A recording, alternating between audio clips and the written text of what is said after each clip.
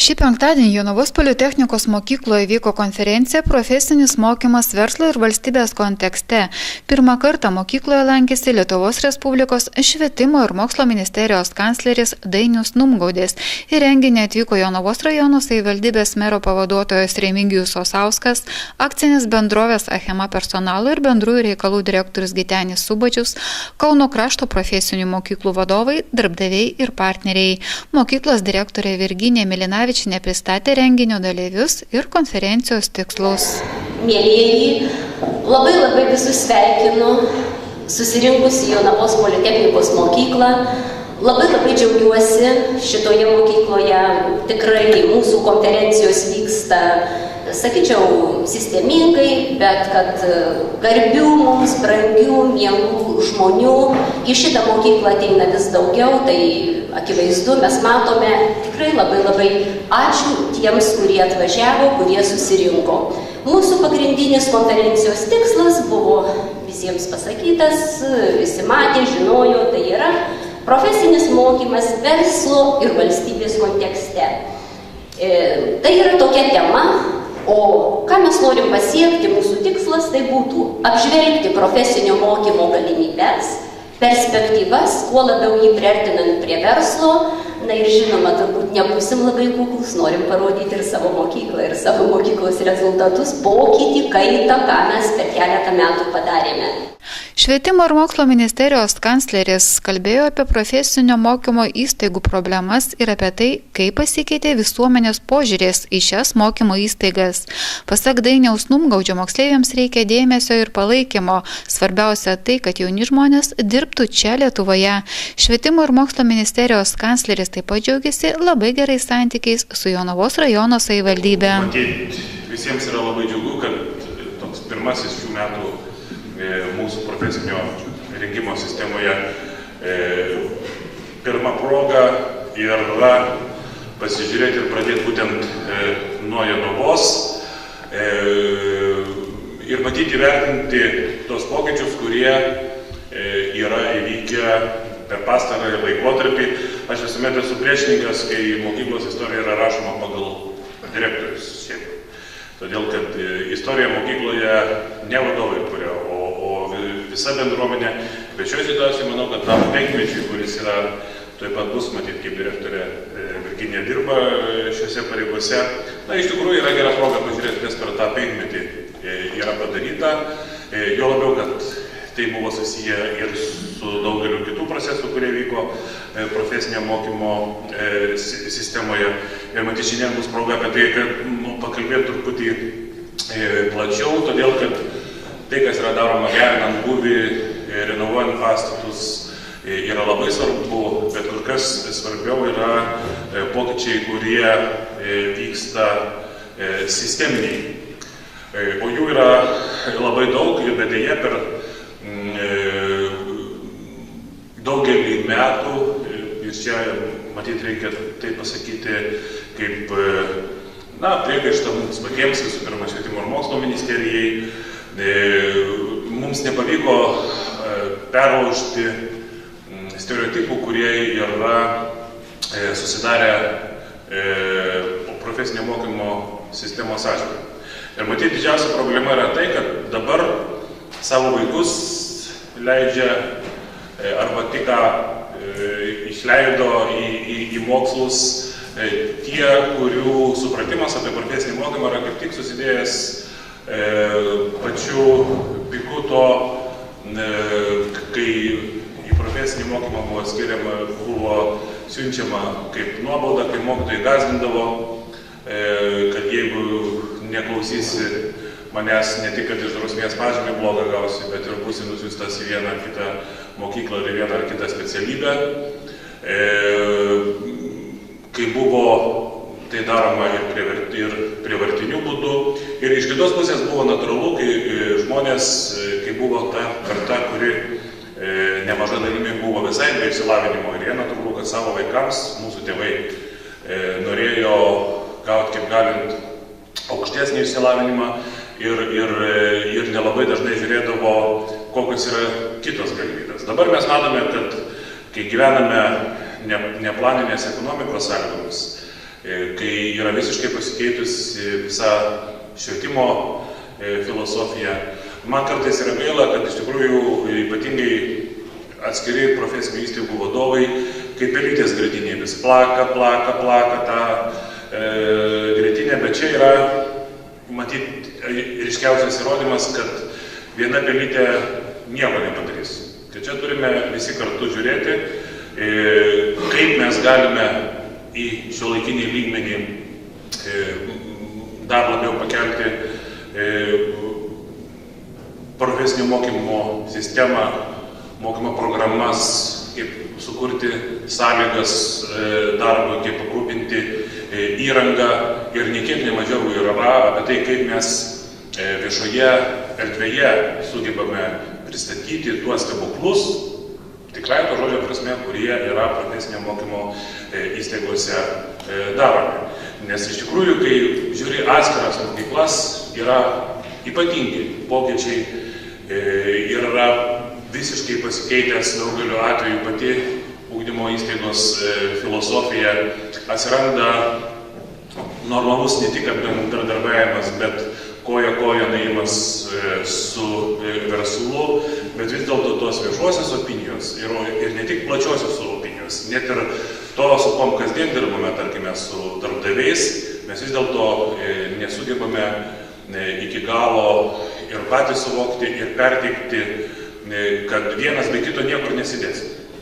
Natūralu, kad yra skirtingi kai kuriais atvejais interesai ir kad verslas norėtų gauti specialistą, kuris po dienos atėjęs iš karto galėtų dirbti ir kad jo nereikėtų daugiau ruošti.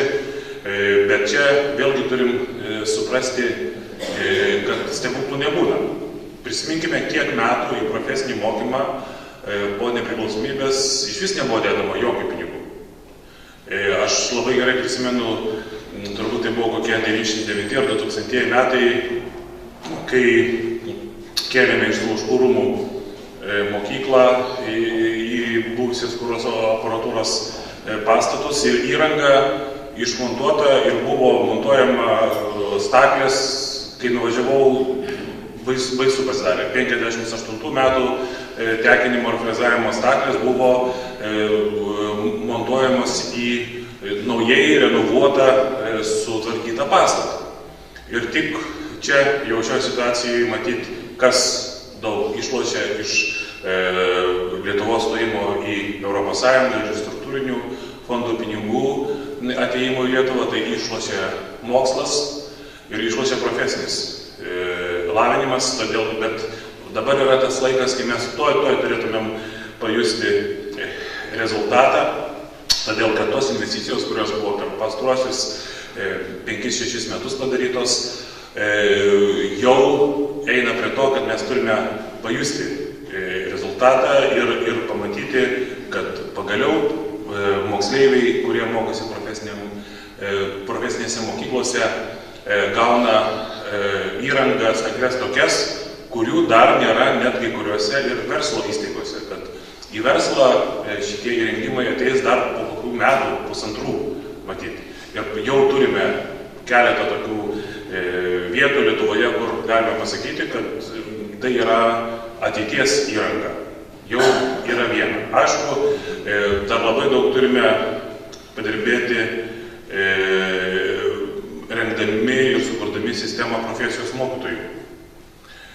Todėl, kad ta situacija, aišku, visų pirma susijusi su darbo apmokėjimu profesijos mokytojų, kai ne visada mokykla, arba dažniausiai mokykla negali profesijos mokytoją pasikviesti, todėl, kad skirtumai atlyginimų, kurie yra darbo rinkoje ir mokykloje, yra labai dideli ir neretai dirba arba tie, kurie yra pasišventę ir kurie nori tą dalyką daryti, arba yra tie, kurie jau nebėra kotiruojami darbo rinkoje. Aišku, patirtis yra gerai, bet naujo požiūrio, tų iššūkių, kuriuos savo formuluoja pedagogas, tokiu atveju iš tikrųjų jų trūksta. Mes, pavyzdžiui, matom, kad naujoje finansinėje perspektyvoje yra normali galimybė kurti atskirą programą, kuri leistų ne tik, kad investuoti į profesijos mokytojų kvalifikacijos kėlimą, į jų tolimesnį tobulinimąsi, bet ir tai, kad galbūt galima sukurti sistemą, kuri leistų profesijos mokytojams, kurie, pavadinkim taip, yra unikalūs savo srityje, kad ir sukurti sistemą, pagal kurią mes galėtumėm ir primokėti prie atlyginimo, kuris yra numatytas pagal visą viešojo sektoriaus tą bendrą sistemą, ir čia nereikia stebėtis. Ir matyti, tai yra visai normalu, jeigu toksai žmogus gaus daugiau negu, kad, sakykime, mokyklos direktorius. Mes esame labai dažnai kažkaip pratę, kad, jau jeigu aš esu vadovas, tai už mane daugiau niekas negali gauti. Gyvenimas yra toks ir rinka yra tokia, kad gali būti ir kitokių situacijų. Kas pavyksta po truputį irgi, bet jie tik labai po truputį surasti normalų santykį su vietos verslu. Ir čia bendras supratimas apie tai, kad mūsų profesinis mokymas turi būti visų pirma orientuotas į vietos, į regiono poreikius. Dažnai tai yra toks balsas tyruose. Ir čia Jonavos pavyzdys, manau, kad yra labai geras šituo požiūriu, todėl kad pavyko mokyklai pastatyti tą lieptelę tiek į čia esantį verslą ir ypatingai į tą pagrindinę įmonę, aplink kurią sukasi visas Jonavos gyvenimas. Iš kitos pusės klostosi geri santykiai su savivaldybė, o tai reiškia, kad moksleiviai tampa šios mokyklos moksleiviai, yra žiūrimi ne tai, kad tai yra ne mūsų pavaldumo, kaip mes labai dažnai girdime kai kuriuose savivaldybėse, ir kad mums nerūpi arba mažiau rūpi tie vaikai, kurie mokosi profesinėje mokykloje, todėl kad formaliai tą įstaigą finansuoja Švietimo ir mokslo ministerija. Investicijos, kurios ateina čia, yra investicijos į Jonavą šioje situacijoje. Mokytojai, kurie gauna atlyginimą iš valstybės biudžeto, jie moka mokesčius Jonavai.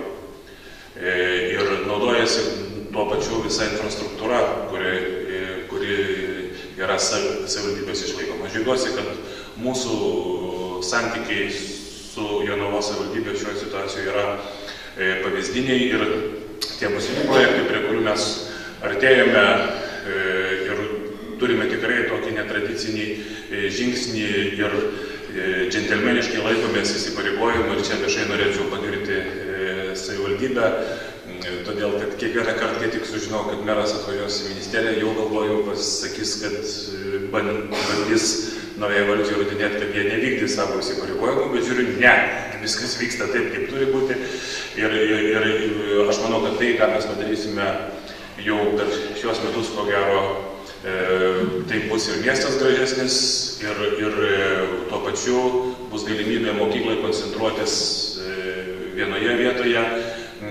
atsisakyti bereikalingų pastatų, o tuo pačiu su savivaldybės indėliu visiems jonaviečiams atsivers puikus vaizdas ir turės puikią visuomeninės paskirties erdvę, ir tai yra labai gražus pavyzdys, kurio norėtumėm ir kitur taip pat. Jonavos rajono savivaldybės mero pavaduotojas Remigijus Osauskas Politechnikos mokyklos istoriją palygino su istorija apie bjaurųjį ančiuką, kai ši mokykla buvo šalta ir savo išorę, ir autoriteto atžvilgiu. Šiandieną mes matome gražią renovuotą mokyklą ir augantį poreikį čia ruošiamų specialistų. Koks šios mūsų Jonavos Politechnikos mokyklos vaidmuo rajone, aš manau, visi galėsime padaryti išvadas, kurios net nebejoju, bus teigiamas, bus ir įvertintas reikšmingas indėlis į rajoną. Šios konferencijos pabaigoje, kada išklausysim visų pranešėjų temas. O jeigu man reikėtų palyginti šios mokyklos istoriją, 10-15 metų istoriją, tai man labai tinka tokios pasakos Bjaurusis ančiukas istorija. Iš tikrųjų, prieš 14 metų ši mokykla, tikrai nenoriu įžeisti šios mokyklos darbuotojų, tai tikrai ne dėl jūsų, o tokia buvo tuo metu situacija. Ši mokykla buvo šalta savo išorė ir turbūt nejauki vidumi ir autoriteto moksleivių tarpe tokio neturėjo ir buvo netgi dažnai taip ir pavadinama kaip profkė. Ir šiandieną matome didžiulius pokyčius. Matome iš išorės puikiai renovuotą pastatą, matome statomą praktinių talpų, dirbtuvių priestatą, matom suremontuotas vidaus patalpas, ir šią salę, sporto salę, kitas patalpas, matom atsinaujinančią įrangą ir šiandieną autoritetas arba poreikis jūsų mokomų moksleivių, kurie išeina darbo jau rinką, iš ties matome ir neseniai, netgi sausio mėnesį, šį mėnesį teko vartyti Kauno prekybos pramonės ir amatų rūmų leidinį Rūmų žinios, kurioje buvo atliktas darbdavių užsakymų tyrimas ir darbdavių nuomonė yra vieninga, kad šiai dienai trūksta jaunų žmonių baigusi profesinės mokyklas ir trūksta tokių specialistų kaip ir šaltkalvių, suvirintojų, trūksta netgi, šiek tiek man irgi gal buvo keista, bet pasirodo darbdavių nuomonė, tai trūksta ir virėjų. Iš ties jūsų ruošiamos specialybės, jeigu moksleiviai turi motyvaciją mokytis ir atsakingi, aš manau, jie savo darbo vietą nesunkiai randa ir kodėl tokie pokyčiai per pastaruosius metus atsitiko, aš manau, tai dėl kelių priežasčių. Tai aišku, ir situacija darbo rinkoje, kada darbo rinka turbūt prisisotino specialistų turinčių aukštą išsilavinimą ir jau reikalauja turinčių būtent profesinį mokymo įgūdžių. Ir kita priežastis tai turbūt yra priklausoma nuo mokyklos vadovų, nuo mokyklos komandos ir nuo Švietimo ir mokslo ministerijos požiūrių. Iš tikrųjų, stebint, kaip šiandieną bendradarbiauja ir bendrauja ministerija su mokykla, tai tikrai yra labai džiugu, nes tai yra vieningas požiūris į reikalingus pokyčius. Ir taip pat ir smagu, kad ir Jonavos rajono savivaldybė dalinai prisideda ir ačiū kancleriui už gražius žodžius savivaldybės atžvilgiu, nes šiandieną statomas dirbtuvių priestatas yra dalinai finansuojamas ir savivaldybės, tai yra 1 milijonas litų savivaldybė prisideda iš savo biudžeto, tačiau ne čia norėčiau akcentą sudėti iš savivaldybės pusės, kad požiūris keičiasi. Požiūris keičiasi ne vien dėl to, kad finansavimas dalinis yra skiriamas. Tarybos narių šiandieną požiūris yra toks, kad mes už 1 milijoną litų nenupirkom dirbtuvių. Mes skiriam 1 milijoną litų infrastruktūros gerinimui, tai yra dirbtuvių įrengimui, kuriuose įgūdžius įgis mūsų rajono moksleiviai. O tai, kad dirbtuvės atiteko savivaldybei, tai yra tikrai labai gražus Švietimo ir mokslo ministerijos žestas mūsų miestui. Taigi, baigdamas sveikinimo kalbą, norėčiau labai padėkoti ir darbdaviams, kurie prisideda prie šios mokyklos praktinių mokymų kabinetų atnaujinimo, prie įrangos atnaujinimo savo patarimais ir bendradarbiavimo. Norėčiau padėkoti mokyklos vadoviai ir visai bendruomeniai ir komandai ir Švietimo ir mokslo ministerijai. Iš ties, žiūrint į jūsų tokį tarpusavio gražų bendradarbiavimą, yra ir gera, ir džiugu, ir yra tikėjimas, kad šiandieną mokykla atsinaujinusi, taip pat nenustos tobulėti, ieškos naujų mokymo metodų, mokymo programos, kurs naujas ir ieškos naujų bendradarbiavimo galimybių. Ačiū Jums visiems ir sėkmės. Jonavos politechnikos mokykla atsirado kaip bazinė chemos gamyklos mokykla, kurioje buvo ruošiami chemijos pramonės specialistai. Pasikeitus situacijai didžiausiam darbdaviui Jonavoje akciniai bendroviai Achema, naujų žmonių poreikis sumažėjo. Tuomet pasikeitė situacija ir mokykloje. Achemos personalo ir bendrųjų reikalų direktorius Gitenis Subačius svečiams pristatė pagrindinius akcinės bendrovės Achema rodiklius. O šiaip noriu parodyti skaičiukų kelis. Čia daugiau šiaip yra turbūt informacija svečiams.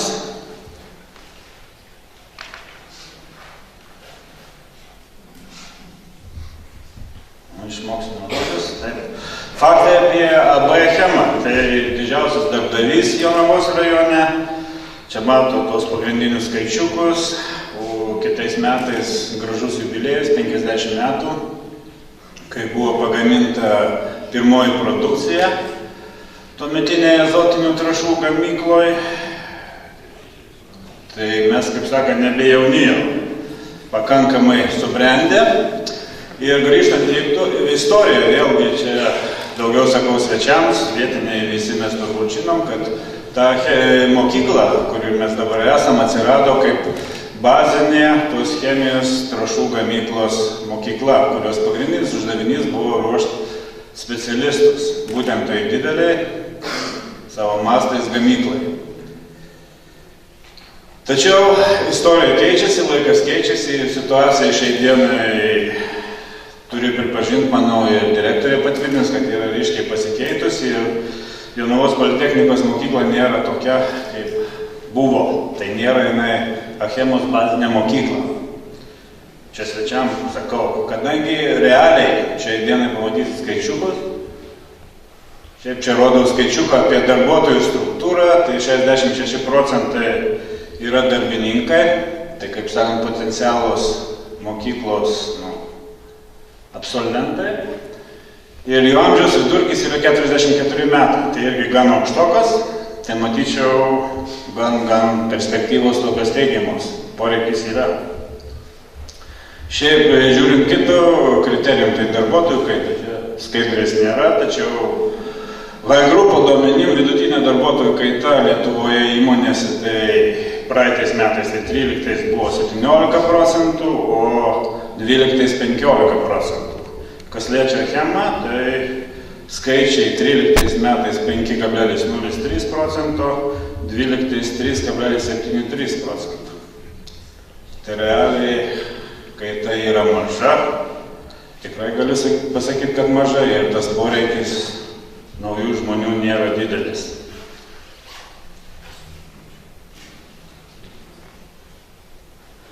Taip, čia dabar absolventai. Matot skaičius? Jeigu žiūri, gal matot. Absolventų skaičius ateinantis dirbti pas mus į Achemą, tai jeigu įmant procentaliai, aš čia perskaičiau procentukus, tai bendroji suma 11 metais 13% nuo visų atėjusių, 12 20%, 13 22%. Ir žiūrint kitą prizmę, tai pagal specialybę, kurie įsidarbina, tai 11 buvo 9%, 12 7%, 13 16%. Šiaip realiai, šiai dienai Jonavos politechnikos mokykla ruošia mums vieną specialybę. Tai elektromontinis, kuri specialybė tikrai mums reikalinga ir mes juos naudojam, priimam, darbinam, tačiau vėlgi kita situacija, kadangi turim gan neblogą statusą regione, taip sakykim, esam, gal nesakysiu, geidžiamiausias darbdavys, bet vienas iš tų gerųjų darbdavių, tai visi tie mūsų nauji darbuotojai praeina konkursėlį tam tikrą ir dėja, tie patys jauniausi, ką tik baigė politechnikos mokyklą, jie neįveikė to konkurencinio barjero. Tie patys absolventai jūsų, kurie turi jau šiokią tokią praktiką, 3, 4, 5 ar dar daugiau metų, jie nukonkuruoja tos jaunus savo požiūrį į gyvenimą, savo kompetencijų lygį ir panašiai. Štai tam jaunimui tiesiogiai įsidarbinti pas mus po mokyklos yra sunku. Yra gražų žvaigždžių, pavyzdžiai, ponui Romui jau sakiau, vieną žvaigždę, jo absolventas, sakė, tikrai mano mokinys, čia iš kaimo Jonavos rajono įsidarbino šią vasarą berods. Tai jis per vieną didžiausių mūsų gamybinių cechų irgi elektrotechninis darbuotojas.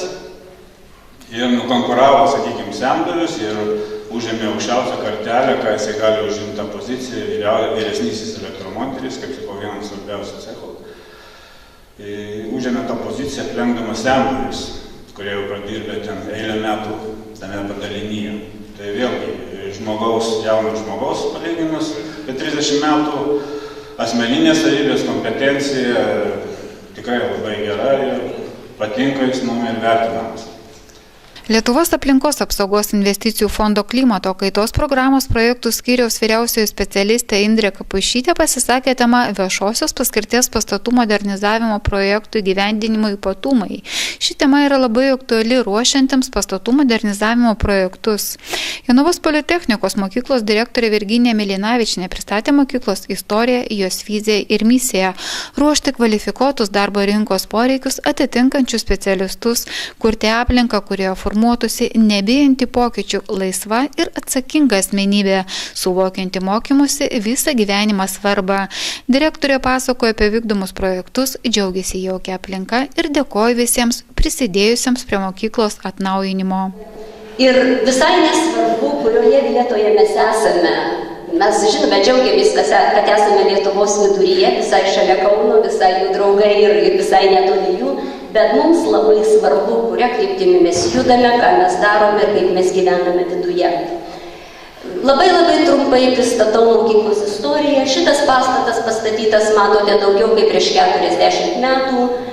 O konkrečiai Jonavos politechnikos mokykla įkurta 2000 metais, sujungus chemikų ir statybininkų profesinės mokyklas. Čia esame mes buvusioje chemikų mokykloje, statybininkų profesinėje mokykloje, dabar įsikūręs Jonavos suaugusiųjų švietimo centras. Tais 2000 metais mokykla pradėjo rengti 14 specialistus, per 600 mokinių mokėsi ir dirbo apie 90 darbuotojų, iš kurių buvo 54 mokytojai. Įstaiga, tai yra viešoji įstaiga nuo 2012 metų ir mes labai džiaugiamės ir didžiuojamės, kad mūsų mokyklos steigėjas yra Lietuvos Respublikos švietimo ir mokslo ministerija. Mūsų vizija.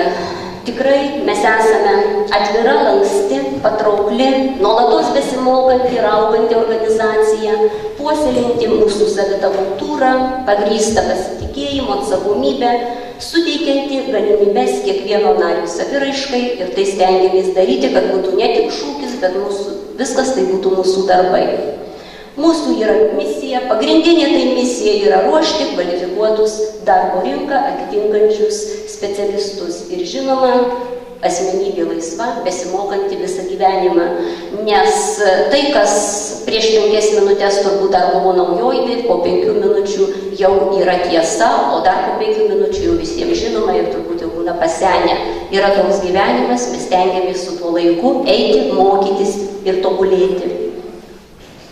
Ir kaip mes keitėmės nuo 2009 metų, aš į šitą mokyklą atėjau 2008 rugsėjo mėnesį ir tiesiog pirmiausia tapo mintys, idėjos, žodžiai, o paskui labai trumpai pristatysiu, kokie buvo mūsų darbai. O buvo taip. Senas mokyklos pastatas, sporto sena salė, suvirintojai, pamatote, kokiuose dirbtuvėse gražiuose dirbo, nes buvo tokia įranga, elektrikų dirbtuvės ir mūsų šilumos punktas apklijuotas, apkamšytas, kuo tik tai norėjom, kuo tik galėjom ir kuo turėjom. Taip išties buvo, nes šitas pastatas 40 metų buvo nematęs remonto. Aišku, mūsų darbų sūkuryje, ką paminėjo ir gerbiamas kancleris, čia mes didelę dalį darbų atlikome savo lėšomis ir mūsų statybininkai, ir elektrikai, ir darbuotojai visi kiti, kurie šaltkalviai ir suvirintojai, kas tik galėjo, tikrai dirbo šitoje mokykloje ir ačiū, jau jie, kurie nesimoko čia, jau jie pabaigė šitą mokyklą, bet jų mokytojai čia liko, tai aš tikrai labai lenkiu galvą, nes žmonės manim patikėjo. Va čia ir yra svarbiausia turbūt. Jie manim patikėjo, paskui mane ėjo ir mes visi kartu susibūrėme į gražų kolektyvą, gražią komandą ir mes toliau dirbome. Ir dabar, ką matom šiandien, tik tai tai mažą nuotraukėlę, mes praeisime, pažiūrėsime visur, kas yra sutvarkyta, suremontuota, sutvarkyta. Tikrai negaliu sakyti, kad čia europinio lygio remontai padaryta, bet tai yra švaru, jauku, o svarbiausia, kad mums šilta, ne tiek, kad išorė šilta, bet mums šilta vieniems nuo kitų, mums šilta, gražu bendrauti. Ir čia vėlgi sutvarkytos mūsų patalpos, mūsų erdvės, ir suvirinto, ir elektrikai, matote, jau dirba kitose patalpose. Šiek tiek atnaujinta biblioteka, šiek tiek koridoriai, šiek tiek aktų salė, ne taip, kad šiek tiek iš pagrindų sutvarkyta.